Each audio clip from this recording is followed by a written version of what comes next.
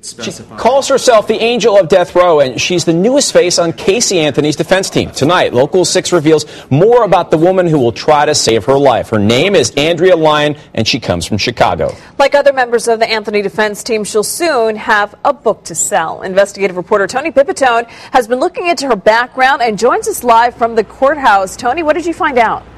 Well, Andrea Lyon runs the Center for Justice in Capital Cases in Chicago, teaching DePaul University law students how to keep people off death row.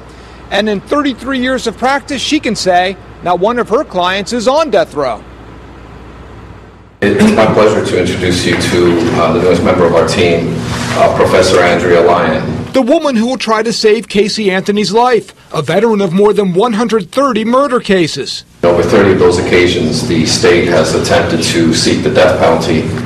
They've never been successful. Prosecutor Jeff Ashton, who's put his share of men on death row, took note. As much as I appreciate the commercial, I thought it was important for Your Honor to be aware of Professor Lyon's qualifications, not to belittle it to a commercial when we're dealing with someone's life, Judge. Well, I think his reference was to the fact that you managed to get a plug for her success rate. Lyon herself was more modest. Under Florida law, I'm designated as lead counsel, but I consider myself an equal member of an excellent team that is here to represent Casey Anthony, to show her innocence, and I hope we never have to get to a death penalty hearing. In Chicago, she got a pardon for Madison Hobley, who spent 13 years on death row for the 1987 fire that killed his wife, son, and 5 others.